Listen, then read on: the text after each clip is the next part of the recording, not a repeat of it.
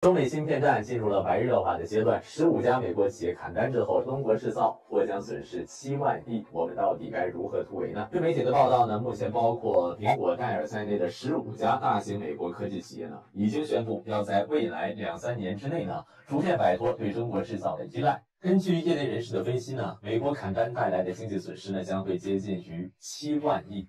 今年应该是实体老板最痛苦的一年，各行各业纷纷缩水，很多公司出现了倒闭。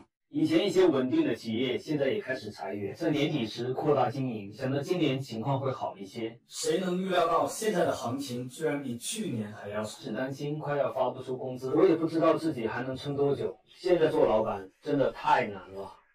给加工厂老板画大饼的客户，今年你们去哪里了？打样的时候佛言重语，问老板有多少台机器，一天能出多少件衣服，我一天有几千件，你来不来得及？然后这个时候机器全空的，全停了。就等着你来支援了啊！现在需要兑现你承诺的时候了。如果你这个时候再不来支援，我都不知道这家厂能不能坚持到月底。月底如果还是这个情况的话，下个月只能去四川的老家这边烤红薯了。现在做工厂啊，我都不奢求什么了，每天有班加就可以了。啊，现在很多工厂连加班想加都加不了，所以说今年我们不想再赚很多钱，只要不亏本，有单做就可以了。寒冷的2023年的春天。随着疫情的解封服装加工行业并没有迎来春天。去年这个时候，还有前年年底接的外贸订单，今年开年了，还有很多外贸订单可以生产。今年呢，屈指可数，这充分说明了经济恢复缓慢，制造业全部回流到东盟国家去了。今年的服装加工行业一天更比一天冷了，看不见太阳。今年的加工厂又肯定是很难熬的，不好撑的趁早，不要撑下去了，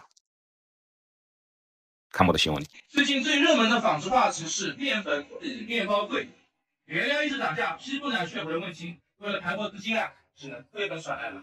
善恶一歹，只拿一块380法也在滋味。不光光是布这个环节印染厂生意也更惨淡。先看一下我们原先热火朝天的车间现在也是冷冷清清。我们放了4天，这是嘉兴盛泽印染厂普遍存在的现象。开具力不足，想方设法的放假升工资。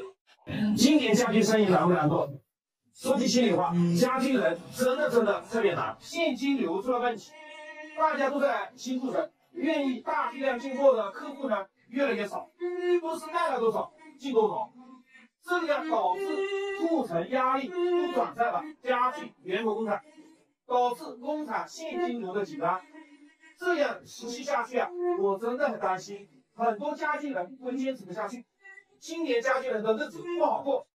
我们的外贸订单去哪了？高中低端市场全部失守，靠国内消费者吗？因为近期有太多人在议论这件事了，同时也是说明形势有多么严峻。往年的时候，很多企业工厂都加钱留人招人，但今年这一情况却发生了变化。也别说加钱留人了，很多工厂都是提前放假，而且假期格外的长。长到很多人都不知道还能不能回来工作，原本属于我们订单正在大量且迅速的流失，此时的外贸人能做的是什么呢？来绍兴10年了，开家纺厂也有5-6年了，今年的行情似乎格外的差，很多工厂都没有订单。今天来了三钢布，也够我们暂时撑个2-3天的，但是未来3月份的订单不知道在哪里，很多老员工都跟了我5-6年了，都有感情了。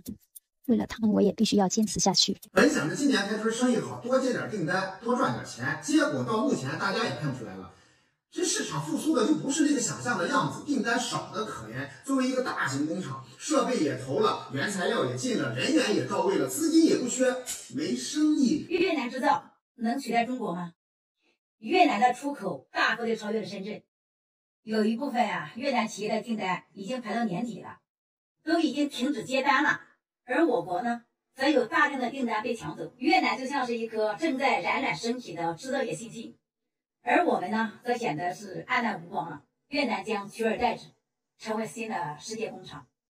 跟大家看一下，这就是我们的面试现场然后这是我们璧山的一个工厂招聘，现在排成一排一排的，这些年轻人都是过来找工作的。你看那么多人跟大家看一下。